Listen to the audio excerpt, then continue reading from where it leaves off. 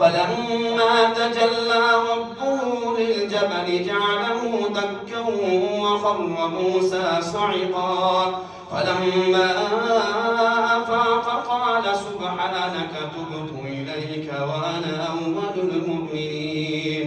قال يا موسى إني اصطفيتك على الناس برسالاتي وبكلامي فخذ ما آتيتك وكن من الشاكرين. وكتبنا له في الألواح من كل شيء موعظة وتفصيلا لكل شيء فخذها بقوة وأمر قومك يأخذوا بأحسنها سأريكم دار الفاسقين.